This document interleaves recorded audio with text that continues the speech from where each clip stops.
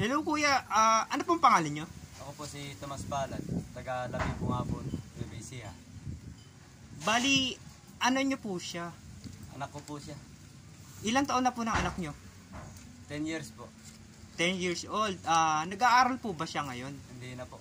Parang hindi naman parang may napansin lang po akong kakaiba sa anak nyo. Ano po ba yung parang lumalaki yung mata niya? Meron po siyang thyroid. Thyroid. Bali, naipa-check up nyo na po ba siya sa mga doktor o kaya nailapit sa mga health center? Naikuha ko naman na po siya sa doktor. Nailapit din. Kaya nga lang, kailangan po ng konting pangangailangan para sa kanya. Ano po sabi ng doktor sa kanya nung na-check up? Sabi po, kailangan daw po talaga maagapan para po malunasan agad yung thyroid niya kasi lumalaki. Lumalaki. Bali, ano po yung hawak nyo? Ito nga po yung resulta nung thyroid niya. Ayan po yung result. Galing sa health center. Ano po yung trabaho nyo ngayon? Ako po nangangalakal lang po ang aking hanap buhay. Kuya, sapat po ba yung trabaho nyo na bilang mangangalakal para masuportahan yung isang pamilya?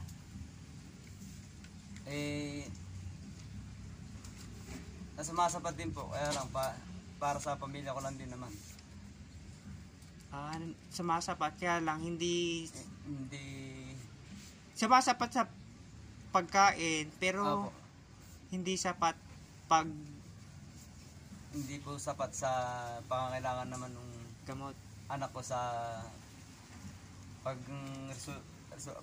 nung kalagayan niya, pambili ng gamot, ganun.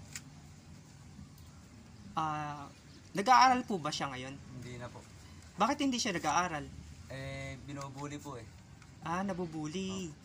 Di ibig sabihin sa edad niyang 10 years old, anong grade niya? Grade 1 pa lang yung naabot niya. Opo. Dapat sa ganyang edad, nasa grade 4 na. Opo.